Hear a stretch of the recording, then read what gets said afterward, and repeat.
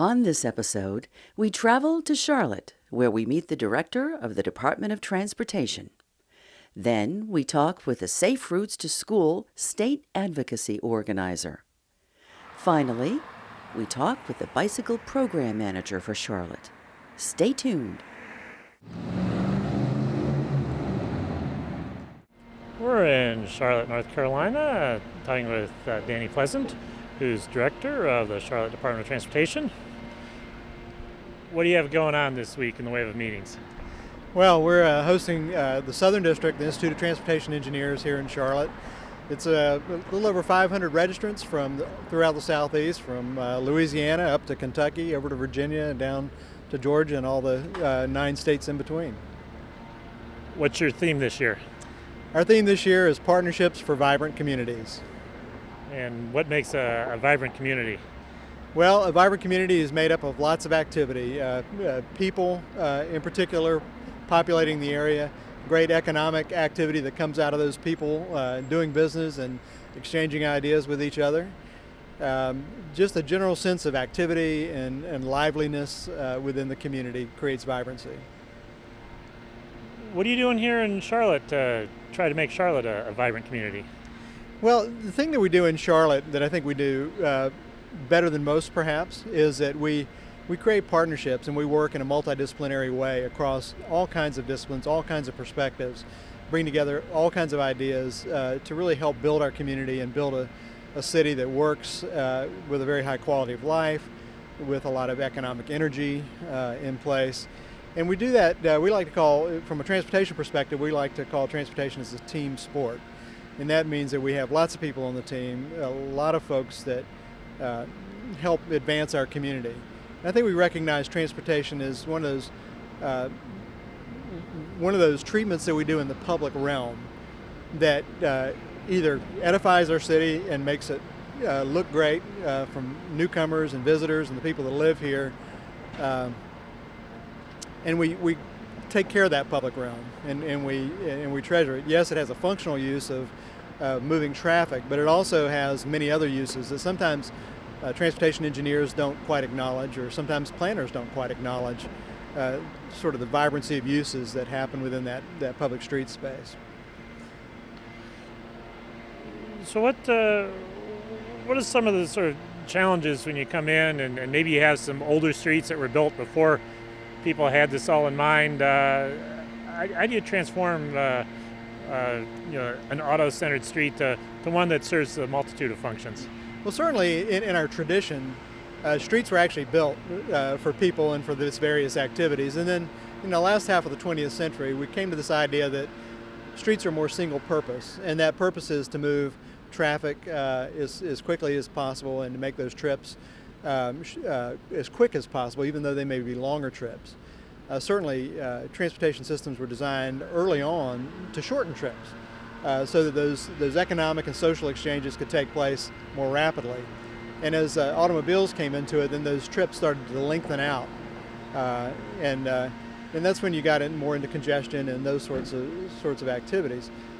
So going back sometimes and retrofitting those streets and refitting them and adding more network, smaller streets, but more of them, so that you create those traditional blocks, are some of the strategies that we've tried to use to help kind of return the street system back to the use for which it was intended, and that is to allow people to engage in those exchanges of goods and services and ideas and social contacts and social networks within our community. So this isn't necessarily something new, it's something that's perhaps as old as cities are. Oh yeah, some of the best ideas are the oldest ideas, of course, and some of those traditional ways of city building still work today very effectively. And in fact, we're seeing now through surveys of the real estate industry and the home building industry that people really crave that sense of community. A place where you can walk, there are places to walk to, the environment is conducive to walking. And the real estate market has recognized that. They've understood that there's a community preference out there, that people really do crave those kinds of places. And so just market forces alone are now pulling alongside some planning thought that has been active for the last couple of decades or so on how to create those. And I think we're proving very effectively that the market and ideas for good city building are very compatible. And last year, I believe it was, you came out with a pedestrian safety report. What was in that? What did you look at? Well, we have come out with pedestrian safety reports and just recognize that we have places in the city, as all cities do, where it's a bit more hazardous to be a pedestrian, and so we recognize those and work very hard to remedy those issues as we need to on a case-by-case basis, but more systemically throughout the city through our policy and framework and our technical practices that we are adopting so that we can implement those better pedestrian-friendly strategies throughout the city. We keep a fairly detailed documentation and a ranking of our areas that need the most help, and we systematically, through council funding and residents approving bond referendum and that sort of thing, to address those in a systematic way. And then as conditions change, of course, we respond to those changing conditions and demands of our community as our history unfolds before us. And a number of your major roads through town are state roads. How much control do you have over those, and how much do you have to go to the state DOT and talk to them? Well, we maintain about 2,400 streets as city-controlled streets, and that's centerline miles. About 800 centerline miles are state-controlled streets, and those typically are freeways and the larger arterial streets that are out there. And those in the past have created some challenges for us to integrate those well within a city and an urban kind of an environment. I'm proud to say that our State Department of Transportation a few years ago adopted a complete streets policy at the state board level, and since then the top leadership of the NCDOT staff has engaged in creating a complete streets practice manual and direction to the divisions within North Carolina DOT to adopt those practice manuals. And that was a collaborative bit of work that was done collaboratively with both state staff and local government staffs sitting at the table and creating those practices. So we are looking forward to having those practices implemented in the future throughout the state in the right context. So if it's in a town or a city, that they're appropriate street designs for those places. Certainly if they're in a rural area, it's an appropriate design for that rural area. And between cities, if traffic is what we need to move, then they're appropriately designed to do that. But understand that there is a transition that needs to take place once they get inside an urban area or a town or a village.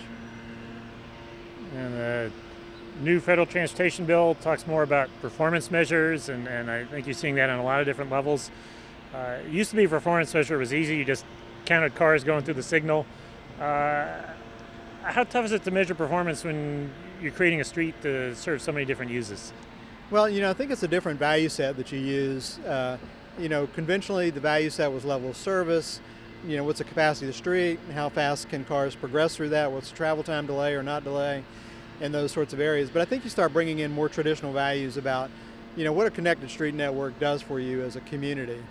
It's not lost on folks like myself when you look at economic performance of urban areas across the country.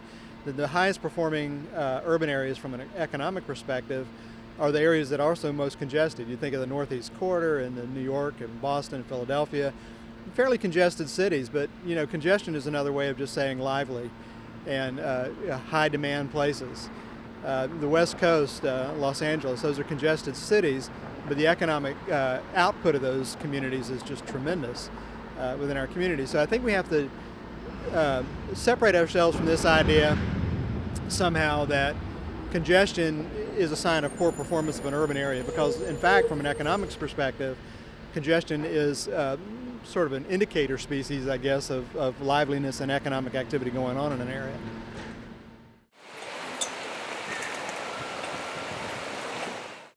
We're in Charlotte, North Carolina, talking with Terry Lansdell. What's your involvement with transportation issues? Well, I have a couple of different ways I am involved in transportation issues. First, I serve on the Transit Services Advisory Committee as the co-chair, which is responsible for managing the day-to-day operations of the Charlotte area transit system. I'm also a Mecklenburg County Board appointee to the Air Quality Commission. And in my professional life, I serve as the Safe Routes to School State Advocacy Organizer for North Carolina. What's Safe Routes to School all about? Well, Safe Routes to School, most people know, is an effort to make our trips to and from school safer, not only for the children but for the parents as well. And we try to promote safe walking and biking to school throughout the year and accessing the school through non-vehicular means. That is important on a lot of different levels, including the health initiative of keeping kids healthy, trying to reduce the health epidemic in our youth and adults. We engage our community by promoting Safe Routes to School programs and promoting Safe Routes to School facility improvements that create bikeways and safe sidewalks for kids to walk and bike to school. What sort of progress have you been making on getting kids to school safely on foot or on bike? It's amazing, and the rural environment is different than the urban environment. But we have some urban environments here locally in Charlotte that have an 80% participation rate on some of the events that we have for Safe Routes to School. The Walk to School Day in some of our schools, we have 70 or 80% involvement from the kids in remote drop-offs and just generally walking to school from their homes. And an urban environment is different than the rural environment, but we also see across the state some of the rural environments becoming more and more active in Safe Routes to School because the schools are still in town centers. They are the destination for the kids and adults, not only just for the school hours, but for the weekends and the shared use facility that the school offers as well. So we see some engagement. For example, in Western North Carolina, we have a great example of a shared use agreement that created safe sidewalks that connected the school to the town center. And now we have the school as really part of the community rather than a segregated piece of the community that was a standalone environment that people had to drive to and wasn't accessible 24 hours of the day. So going back to really what's an old concept of schools as the center of the community. Well, that's right. We have a shift in our demographics and how we perceive safety in walking and biking to school over the last generation or two. We've seen our walking and biking to school rates drop, but now I think with Safe Routes to School program nationally and our organization, we're seeing an increase again. We're seeing an uptick of kids learning to walk to bike to school at the earliest age, that K through 8 age range, from 4 and 5 years old to 11, 12, 13 years old. This is an important time frame to establish habits that are healthy habits that will prevent health problems down the line as well. And also it helps educate and inspire kids to be safe going to and from school, so maybe and hopefully they become better cyclists, they become better drivers eventually. Another area of health is cleaner air. How would kids walking to school impact the sort of stuff you talk about with air quality? Wow, there's a great program for Air Quality Commission has in place called Race to the Beach. Now this is just one program of many in Charlotte and across the nation that promotes walking and biking instead of driving. Just for example, last year in a 90-day period, we had 38,000 clean commutes in place. That 38,000 clean commuting options created 45 tons less of carbon dioxide waste in our atmosphere.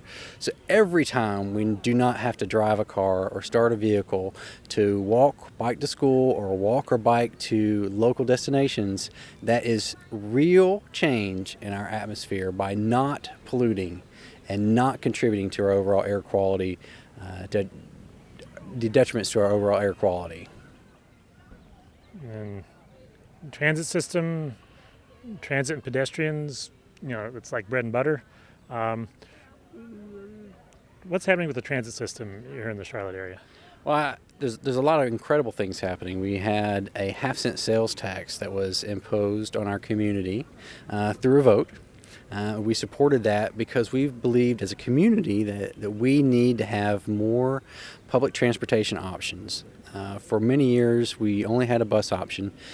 We grew that bus transportation option into a light rail line, and now we're planning to extend that light rail line to double its length and connect not only a population center in south of Charlotte, but to the area's largest university at UNCC. So it's going to allow a continuous linear facility and to create more and more opportunities to not have to drive to commute in and around Charlotte, both for kids and adults alike. What we're also seeing for our transportation system is an incredible support of pedestrians. We have linear facilities, complementary linear facilities along our transit lines, and we're going to continue those facilities in a new transit development. These are all aspects to integrate multimodal options into every project, be it road, be it transit, be it a sidewalk or a segregated facility like we're here today at Freedom Park with. We need to have these options as we move forward, connect them to each other, and allow people to choose how to get from one destination to another. Our transit system, this is a longer answer, but our transit system also is contributing to this by having bike racks on buses and integrating bicycle facilities into the transportation system. This program started many years ago, but now it's going to reach our 1 millionth boarding of a bicycle on a bus. That's a pretty significant milestone for Charlotte and the Charlotte area transit system to show that we are committed to offering many modes of travel with our same public dollar being spent. And you talked about your transit corridor can also be a pedestrian and bicycle corridor. How's that been working? Well, I think we learned some great lessons. With the half-cent sales tax, we developed 9.8 miles worth of light rail line, but we had to make some compromises, both in transit platform size and also connectivity for that complementary linear facility for bikes and peds to use along with the transit line. So we have this problem in Mecklenburg County and Charlotte as well as other areas where we create these moats. And what I call a moat is not necessarily a water in front of a castle, but they are interstates. And these moats of interstates impede the pedestrian and bicycle cyclist ability to get across these particular areas. So to make it a simpler story is that the sidewalk ends at an interstate, but there's no way to get across the interstate. Charlotte area transit system, I think, is learning that lesson from some mistakes and some compromises that we had to make early on. But now as we're progressing forward, it's amazing to see the commitment to that complementary linear facility along the light rail line as we grow and progress, so that we don't create moats and allow only road users and the transit user only to have access to that area. And we don't punish our bikes and pedestrians for choosing those options by making them walk or bike further just to get to that point that they can see that they need to get to just across the way. You mentioned the park we're in. What is this park, and what sort of facilities are here for someone walking or biking? Freedom Park is the largest park in Mecklenburg County. It's one of the oldest parks as well. It's an incredible crown jewel in our city. It offers opportunities for every kind of physical activity and active living lifestyle. So you can walk, you can bike, you can play tennis, soccer, baseball, all kinds of community activities. And we have special events throughout the year at this particular facility. This facility also is the center point for a wide variety of other activities. We have development of the Little Sugar Creek Greenway, which as part of our Greenway plan has now expanded, that actually connects from here to uptown almost 3 miles away. And that allows a pedestrian or cyclist to not have to travel on any roadway to get from here to uptown. Now, this is also part of a large facility called the Carolina Thread Trail, which is going to be over 100 miles of greenway that's going to connect several states together. And that's a larger, longer-term vision. But what we're seeing is the economic development associated with these facilities. We're seeing a health development of less problems, more active lifestyle with these greenways, and we're seeing just an incredible wealth occur around the facility. Housing prices are stabilized in a time frame where the situation is not for most. We see people wanting to live near a walkable and bikeable community, such that this greenway offers the community now. You say it's going to be part of a longer 100-mile facility that goes between the two states. Is that common when you have a 100-mile facility? It's not just for people biking 100 miles, but the people going 3 miles to uptown? Well, that's right. It's just about connecting these neighborhoods, and we're using the facilities to really get to those short-term destinations, these closer destinations. We want to have it for an active lifestyle, to not have to drive to a greenway, but have that greenway near your house so you can walk to the greenway and be a part of it, to be away from the hustle and bustle of a particular roadway or an environment that you're not comfortable with. This provides a comfort for you to recreate and to use as transportation when the opportunity allows.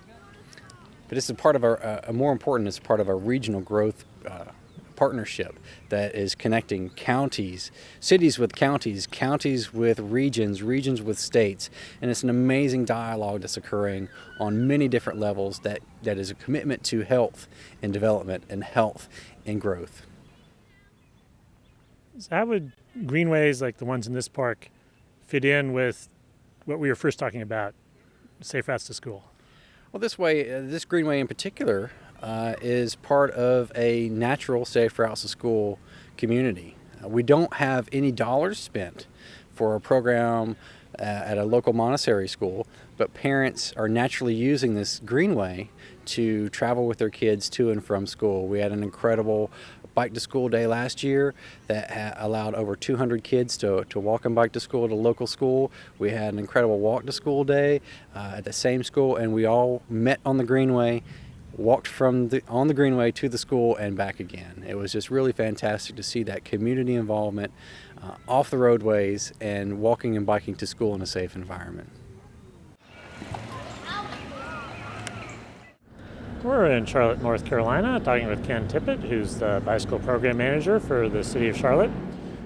What does a bicycle program manager do?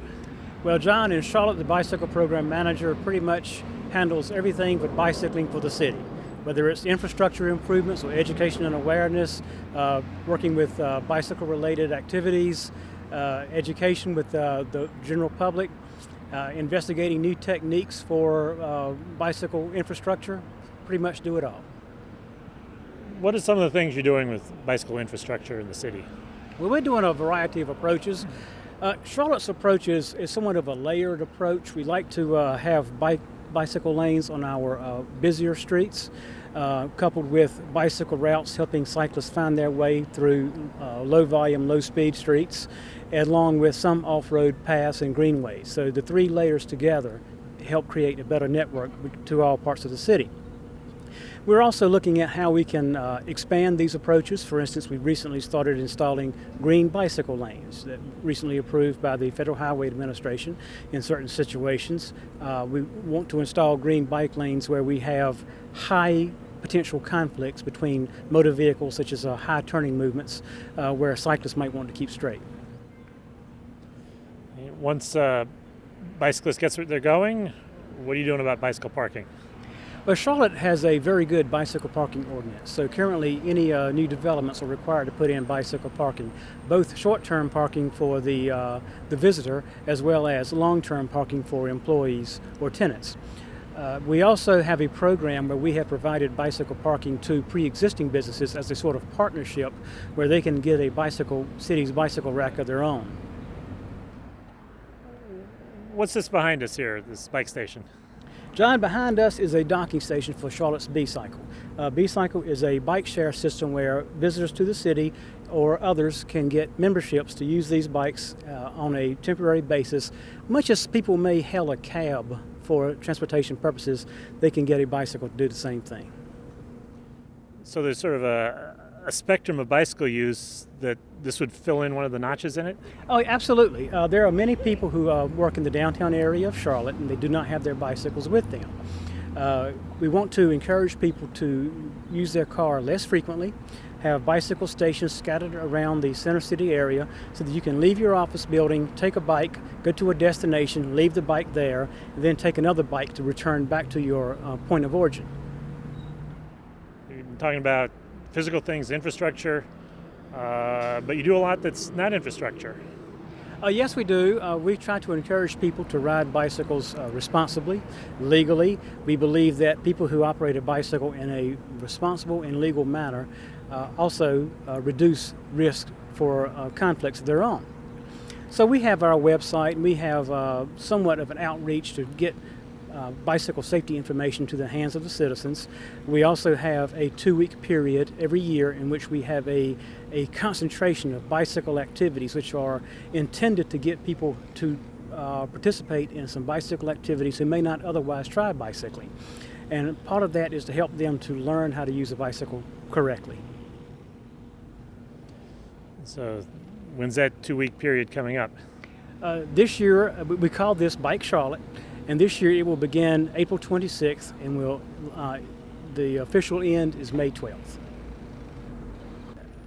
Have you seen much in the way of results with everything you've been doing with bicycling, infrastructure and Bike Charlotte and everything else? I believe so. As a city, we don't routinely take a lot of bicycle counts, but we do have a few indicators to give us an idea of bicycling in the city. One of the counts that we do take are the bicycle boardings on our transit buses. Every transit bus in the system has bicycle rack on it, as well as we allow bicycles on our train system all hours of the day, no restrictions. The bicycle boarding counts on the buses indicated in 2001 that there were a little over 19,000 bicycle boardings on the transit buses. As of last year, we were just under 100,000 boardings, and the numbers continue to rise each year. Okay. So I'm resident of Charlotte. You got me interested. I want to do a little more, but I'm not sure where to start. What do you got for me? I would suggest you take a look at the Charlotte Cycling Guide. The Cycling Guide has a map which helps you to locate where the greenways and bikeways and everything we have in the city. Also on the Cycling Guide is some educational materials on how to operate a bicycle safely in different sorts of situations, such as on different types of roadways, where the best place is to ride your bike, how to make your turns, which signs to look out for, and how to operate around signals. Who are some of the partners you work with to get all this done? Well, the B-Cycle operation was established by the Charlotte Center City Partners, which is a Center City Development promotion organization, and much of the funding was provided through Blue Cross Blue Shield, as well as some additional funding from some other organizations such as Carolinas Medical Center. Visit us on the internet at www.pedestrians.org.